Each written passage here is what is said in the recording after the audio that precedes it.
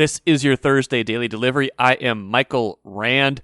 We got a lot to get to today. Gersson Rosas, Timberwolves President, will be on the show in a little bit to talk about the team's future, to talk about Anthony Edwards, who had 42 points last night in a loss, about the team's strategy, and to answer the big question I had for him. If he had to do it all over again right now, knowing how this season was going to play out, would he still have made the Andrew Wiggins and a number one pick for D'Angelo Russell trade? He answered that question. He answered a lot more, so interested to hear what you guys think of the Gersson Rosas interview on this show. But first, what did I miss? Well, you missed a lot of games last night, and you missed one of those nights where it seems like it happens. It seems like it happens more often than all. If you got multiple Minnesota teams playing on one night, let's say all three, which we had last night, you had the Twins, the Timberwolves, and the Wild, and there didn't used to be all this much overlap. In a normal year, there wouldn't be, but because of the COVID schedule push, NBA and NHL seasons, regular seasons pushed into May, so we're having a lot more overlap this season. So you had all three of those teams playing last night. All three Minnesota teams lose. Not all losses, though, are created equal. So I want to start with the Twins, because 3-1, they lose to Texas, and they're proving that they can lose in a variety of ways. This one wasn't the bullpen's fault, which is a nice change of pace. Lewis Thorpe, starting pitcher, does okay, 5 innings, 3 runs, leaves down 3-1. But the Twins had blown a lot of opportunities already in that game, including fourth inning when they load the bases with nobody out and don't score. So that score stays 1-1 at the time, and you're thinking, a team that, to be honest, has hit okay relative to the rest of the league, but just didn't, hasn't gotten it done in the biggest moments. And I've got a couple numbers to illustrate that in a little bit. But anyway, Thorpe gets into some trouble in the 6th, leaves. Cody Stashak comes in, gets nicked up a little bit for 2 runs. It's 3-1. The runs charged to Thorpe, so it's not really Stashak's fault. So bullpen does fine the rest of the way, including 2 scoreless innings from Alexander Colome, which was probably the best news of the Twins' night. But you get the late and close situations, right? The Twins are down 3-1. That game's not out of reach. Their bullpen's actually giving them a chance to keep it close, to rally in the late innings. They're getting guys on base, getting guys into scoring position, and they just don't score. And that's been a problem this year. Twins are hitting 191 this season in what Major League Baseball defines as late and close situations. 191. That is in the bottom third of Major League Baseball. I think 21st overall. So other teams are worse. Chicago White Sox actually the very worst in baseball in that statistic. But Twins late and close situations hitting 191, slugging 327. That's not going to get it done. They're just not producing in the clutch like other teams are against them. And that brings me to another stat. I had to look this up after what happened on Tuesday's game when they lost that late lead, when they lost the 3-1 lead. I mean, this was a perfect example, right? Because they can't come back from a 3-1 game last night, even though they have a lot of chances. It's 3-1 in the 9th inning. Going into the 9th inning against Texas on Tuesday, Texas rallies, gets it to extra innings, and then they win in extra innings. The Twins, already this season, that was the 4th example of a game where the Twins have lost when they had a win probability. This is defined by the game situation and how big your lead is. They had a win probability of 94% or greater after the 5th inning. And 3 of those losses have come when an opponent was down to its final 3 outs of what would prove to be the game. 4 times this season, they've given up a lead in a game where the data suggested that they were going to win with a 94% or better win probability. So, 11 and 18, that tells you right there, those are the losses that haunt you. Because if win probability tells you you should have won all 4 of those. Even if you just win all 3, even if you only had like one really bad gut punch, you're right around 500 right now. You're 14 and 15. So they haven't had a win, conversely, where they've really stunned an opponent in a similar fashion. They've had a walk-off, but those are more like tie games. Those are, toss-up games. We're talking about like, games where you're like, there's no way they're going to win this game, or it's very highly improbable they're going to win this game, and then they come back to win. They have not had one of those, but they sure have had 4 losses. Final thought on the Twins for now. So my group chat, one of my group texts, my friend Rocket, longtime friend, we've been friends for more than 30 years. We've been talking about the idea that this Twins team is a lot like the 2020 Vikings, where they've got all this high-end talent. I've expressed this on the podcast. High-end talent, but the supporting cast just isn't there, and they're finding ways to lose. Vikings went 7-9 in 2020, so that's not a flattering comparison, right? But he's like, well, who is the Kirk Cousins level kind of scapegoat for everything that's going wrong? Who is the person that fans are directing all of their anger towards at this point because things are not going well? And early in the season, it was kind of hard to discern who that was. Maybe it was Miguel Sano for a little while, and then it became kind of Alexander Colomé. But I think the person who's really emerging, manager Rocco Baldelli. And we saw a Fire Rocco sign in the stands last night, directly behind home plate. You could see it on the Bally Sports North broadcast. Couldn't miss it. Our Carlos Gonzalez got a brilliant picture of it. The Fire Rocco sign tells me, and the tweets that I see from all of you directed either at me or just kind of in passing, tells me that Rocco Baldelli is becoming that guy that you're saying that his managing is the culprit here. And I've been on this. I've said he's not done a great job this season, but what I'm going to say right now is that he's not even close to all of the blame.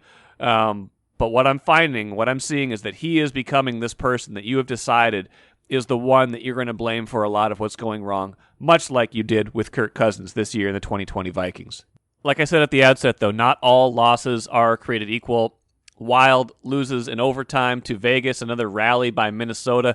2 goals by Kirill Kaprizov, 2 more in the third period, got them up 2-1. A regulation win over Vegas sure might have made that race a little bit more interesting in the West, as it is now. Vegas is 5 points clear of the Wild. Had the Wild, not allowed that late goal and got it to overtime, they would have been 2 points behind Vegas, 74-72, and Colorado lost last night to San Jose. So second place still kind of in play, although Colorado's got a bunch of easy games coming up, relatively easy games against LA. The Wild, is kind of done with a lot of their tougher games, but still have to play the Blues a couple times. So Colorado and Vegas do still play each other one more time. So that's a game, where obviously someone's going to go down in the standings. But it's just harder to imagine anything happening there. But still, the bigger point is Wild playing the kind of hockey right now that suggests that they should at least have a competitive series in the playoffs. You can't go in and say they should win this series. Whoever they play, whether it's Vegas, whether it's Colorado, is going to be a challenging first-round opponent. There's just no way around that. So you can't say a loss would be disappointing. You want them to win, but bottom line is you want to see them have a competitive series. And I'm not trying to set up a moral victory. I'm just saying a lot of times when Minnesota teams make the playoffs, the series isn't even competitive. Even the Twins are a prime example. Losing 18 straight playoff games, those never even really became series when they're getting swept. The Wild, the last 3 times they've been, the play-in tournament last year, it was 3-1 against Vancouver. The 2 times they made the playoffs before that, it was a 4-1 series that didn't even really feel like they had made it a series because they couldn't even win that second game. Timberwolves a few years ago, 4-1 against the Rockets. Let's have a competitive series at the very least, baby steps, and maybe once you get that far, you can think about winning an actual series. And the Timberwolves, they look really good when Anthony Edwards, Karl-Anthony Towns, and D'Angelo Russell are on the court, so I suppose that's encouraging, but they lose to Memphis, give up 139 points in the loss, so they are now 20-46. With 6 games left in this season. Interesting thing about that, looking at the Tankathon standings right now, and I get into this a little bit more with Gersson Rosas here in just a minute, but the Wolves still in that third spot, third worst record, but the 3 teams that are directly above them in the standings in terms of actual standings, Cleveland, Oklahoma City, Orlando, all of them 21-45 right now. So the Wolves are only a game. One win away from catching all 3 of those teams and could have caught all of them last night with a win. Interesting thing about this, the Wolves play both Detroit, which is 1 game below the Wolves in the standings, and they play Orlando still this season. So the Wolves, the only team that has any of these other opponents on their schedule. None of these other teams play each other aside from these games, these 2 games against the Wolves. So the kind of sifting out, of the percentages will largely hinge on how the Wolves do against Detroit, and Orlando could slide down as low as the second best lottery odds, could go as low as number 6, depending on how things go. And they're going to keep trying to win. I don't think it's a bad strategy. They're going to keep trying to win, but these are the things that they're going to have to be watching as they consider all that. I'm Nyla Jean Myers, Senior Assistant Sports Editor at the Star Tribune. Thank you for listening to Strip Sports Daily Delivery. This work is made possible by our Star Tribune subscribers. For unlimited access to the articles mentioned in this podcast and our coverage of Minnesota sports from pros to preps, go to startribune.com/subscribe.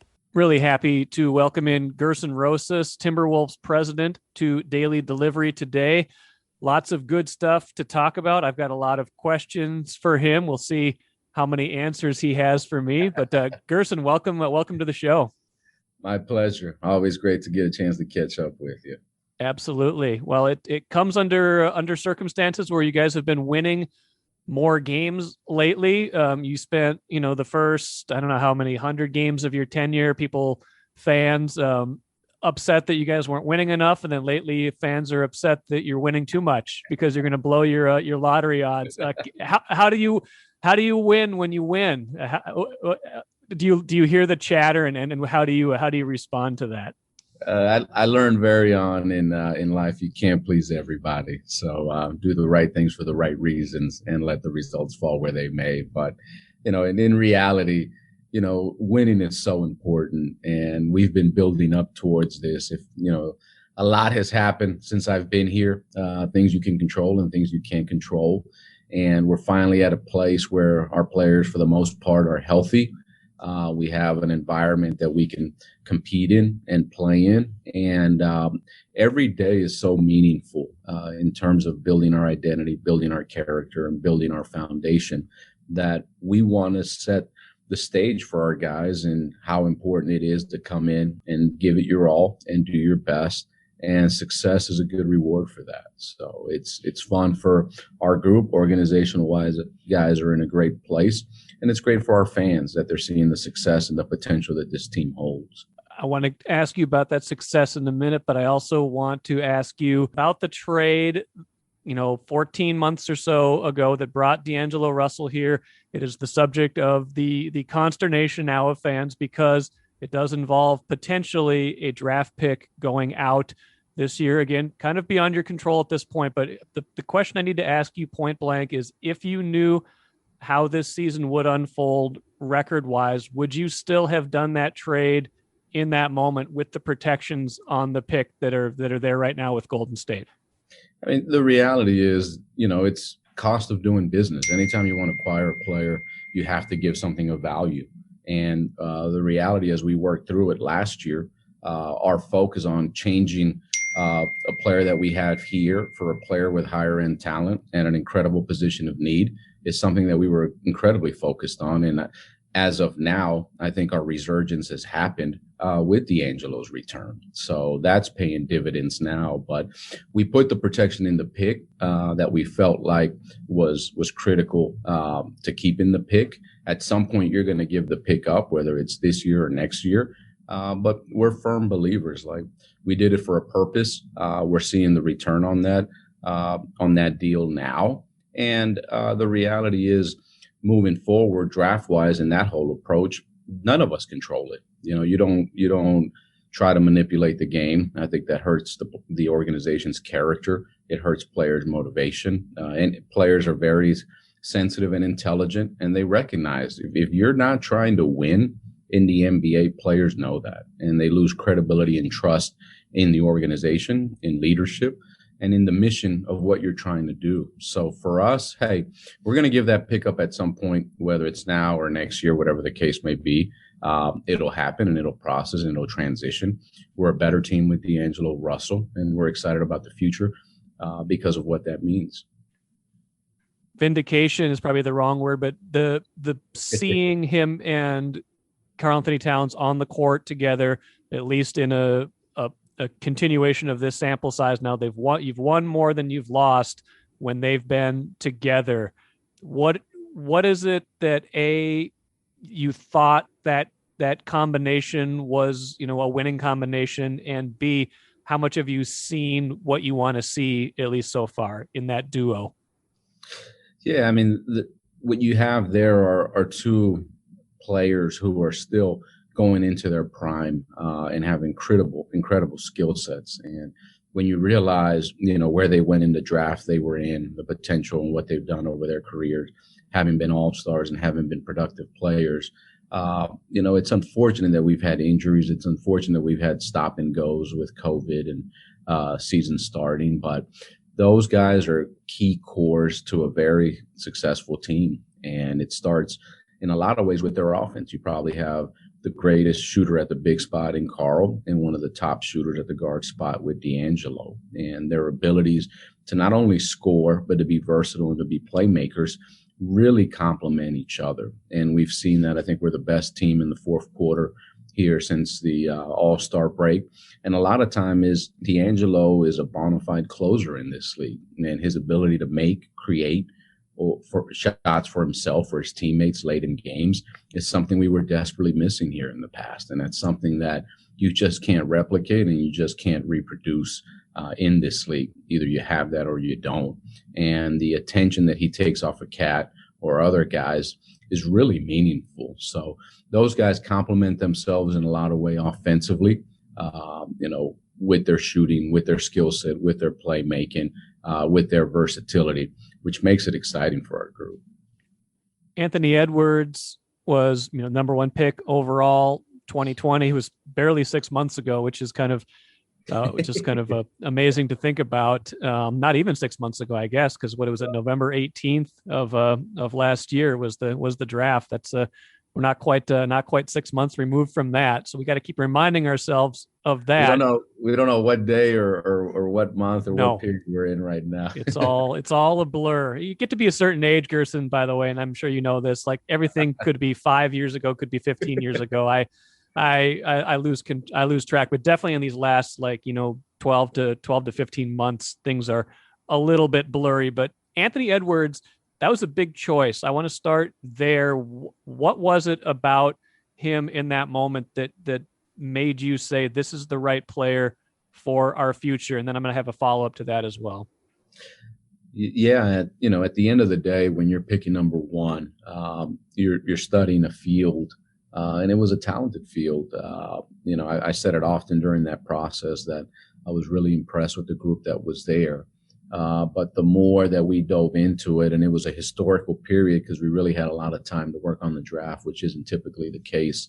But the fascinating thing about Anthony Edwards is just not only how talented, how much natural talent he has, not how much physical gifts he has because he's so gifted, but it's the upside in him. And the reality is, and I tell people this all the time, he has no idea how good he's going to be. And that's very exciting for us. Like what he's doing right now, we're just scratching the surface. I mean, you're talking about a guy who should have been a freshman in college this year, who reclassified, who's late to the game, who played different sports. But at the end of the day, what made it clear for me was just the high level talent with the incredible physical gifts, but who he is as a person, the trauma he's overcome, the grit, the toughness, the charismatic nature. He's such a good teammate. He's about the right things, and he's passionate about being great. And I really felt like an individual like that with those characteristics really, really could complement what we have going in this organization. And it's different than what we've had. And I'm so excited because he's playing at such a high level, has been so productive this year at this stage. And when you consider no off season, no summer league, no developmental period, changing coaches, and to see him doing what he's doing, is special. And it's exciting for this organization because his future is very bright. And that's why we picked him. We wanted the guy that not only had the most talent, but had the most upside and the character to be who we need him to be for the Minnesota Timberwolves. Is there, if there's a silver lining in all the adversity you face this season, with especially with injuries and people being out for various reasons, is one of those things? I mean, Edwards had to play a lot and maybe assume a role that was maybe a little bit beyond what you might have expected if Karl and D'Angelo had been healthy at the beginning of the year and been playing together more. Do you feel like he grew up a little bit faster, a little trial by fire, just because he kind of had to be thrust into that role, not because there was no other option, but because he was the next logical solution to some problems? Absolutely. And that's the approach that myself, coach, our staff, our players have taken through, 18 to 24 months of so much uncertainty. Like I often say, you don't choose these things, they choose you. So then it's how do you respond? And we've really embraced the challenges. We've really owned the opportunities and made the most of it. And when you talk about Anthony and what he's done, the role he's played, the responsibility he's been given, it hasn't been easy. It hasn't been efficient early, but now you see his development and growth and where he's at and the efficient level he's playing at. I mean, you've got a 19-year-old who's closing games out for us against the best teams in the league, scoring 17, 18, 19 points in a fourth quarter. It's rare, but that's a special talent, and he's just scratching the surface of what one day he'll become.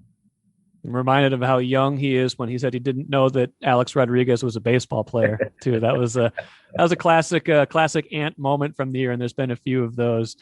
You referenced the coaching change a minute ago, and I want to circle back on that because definitely things have improved. Certainly players getting back healthy is a big piece of it, but Chris Finch seems like he's got something going here. It seems like he has an idea or two of how he wants to run things. What was it about him? You've known him for quite a while. What was it about him that kind of you had him in your mind as someone that someday you might want to hire him as your coach?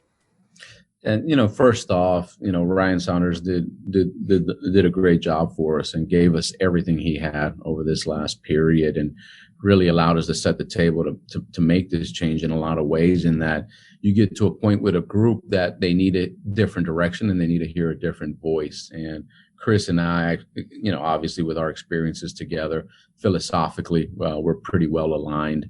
I'm a big fan of the different experiences that he's had coaching everywhere, whether it's internationally or domestically. Just the different progression there, even in the NBA and the different experiences he had. But we really needed more structure. We needed more accountability, and we needed more of an edge. And Chris and his staff have done a really good job of creating that for our guys and holding our guys accountable and challenging them to compete every day and be the best that they can be. And you're seeing that. I think what we're doing offensively is really unlocking our potential. And a lot of times when you have young players like we do, as one of the youngest rosters in the NBA, you need more structure. You need more identity so they can coexist and grow and develop and be better because of that. And I think Chris has done a really good job with that. And we've also changed our defensive philosophy in that we're utilizing who we are as a team, our physical attributes, our length, our size, our athleticism to be more aggressive, to be more of an attacking defensive philosophy as we figure out our best approach there. And we needed that. We've unlocked our young guys. To be fair, we have our vets back and healthy, even though we're missing Beasley. But there's a stronger identity, there's a stronger foundation, and it's a good platform for our guys to grow and develop in. Enjoying this conversation with Timberwolves President Gersson Rosas. Gersson, a couple more things for you. One, at the trade deadline, you didn't do anything really this year, which was not like the year before, but understandable. You also, though, at the time said you wanted to see this team grow a little bit, and you said power forward still is a position that might need to be addressed. Is that going into the offseason? And I know draft pick, no draft pick could influence some of what you're able to do or want to do, but is that the kind of the number one priority, or how do you prioritize the offseason as you kind of assess the roster right now with only a handful of games left? I mean, number one, our top priority is always to add the highest level of talent you can add, and you can't be greedy about what position that is. Number two, I do think power forward is probably the biggest question mark for us, even though over the last 10, 15 games here, we've had some resurgent plays from some of our young guys, like whether it's Vanderbilt. Jaden McDaniels is doing a really good job at that position, but he's so versatile, we can move him around. And even Juancho Hernan-Gomez has played really well for us. Naz Reid is playing at an all-time high level for him, and we're playing two bigs in a lot of matchups. So it's good to have productive options. I hope these guys surprise me here in the offseason. It's important offseason for us, and they can get that job by the horns. But if not, we got to look at alternatives to see what we can do to address that position long term. And kind of an adjacent question to that to finish up, without knowing exactly what your roster is next season, this might be a difficult question to answer, but what should be the expectation next season? Because it's felt like this was building towards, your third season as this is when we're going to make our move. Is that still how you're thinking? And should this team be ready to take, more than a small step next year? Well, knock on wood, there's no pandemic coming, and yes, please, Gersson. I'd love more than nothing more than that. A typical off season and development time. No, we're excited, and that's what the end of this season is about. It's been an organizational message that every day counts, every practice, every game, going down the stretch, finishing strong, going into the off season. Like, our next season has started already, and our goal is to be a winning team next year, and it starts now. It's not about next season or next training camp or what that next roster looks like. Is what our guys do now and what our core grows and develops to be successful now. But that's a big part of our emphasis here in this last quarter of our season, was just getting our guys healthy, building our identity, and really setting the tone for the offseason and next season now. Gersson Rosas, really appreciate getting a chance to catch up with you. Thanks for answering all of my questions to the best of your abilities, and we'll chat with you again soon. All right.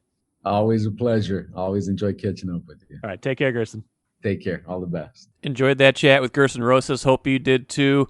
Lots of work still to do in this offseason. I think, as improved as things have been in certain stretches in the second half of this season for the Wolves, you can still see a lot of deficiencies on this roster, and that's going to be on Gersson Rosas to improve in the offseason. Let's end with the cooler. Happy birthday, Willie Mays, 90 years old. That makes him the oldest living member of the Baseball Hall of Fame. Just an amazing player. My dad's all-time favorite player. He emailed me a couple times earlier this week, hey, you should, don't forget Willie Mays' birthday is Thursday. He was my favorite. So I was going to mention him anyway, but that was an extra nudge that I should mention this. But, some definite local connections beyond that. 70 years ago, Willie Mays was playing here in Minneapolis for the Millers right at this time of year. Hit 477 in 35 games for the Millers, who were part of the American Association back then, Class AAA. Would have loved to have had him here for longer, but he was just so good. He got called up, and the rest was kind of history. Won Rookie of the Year that year. Ends up winning his first MVP award a few years later. MVP awards, batting titles, amazing defense. He led the league in homers sometimes, led the league in triples, led the league in, on base percentage late in his career when he kind of reinvented himself as a walk guy. Just an amazing athlete, an amazing player. Just very cool to celebrate his birthday today, 90 years old for Willie Mays. And happy birthday to Willie Mays. That'll do it for today. Chip Scoggins on Friday's show to talk Twins. This is the 5-year anniversary of his total system failure column from 2016 season. Twins play again this afternoon. I'll actually be going to that game, my first Twins game in more than a year. Looking forward to that, and Chip and I should have a lot to talk about on Friday's show. Thanks for listening today. Download this podcast, please. Write a review if you can. Read Star Tribune and StarTribune.com always, and we will see you again on Friday.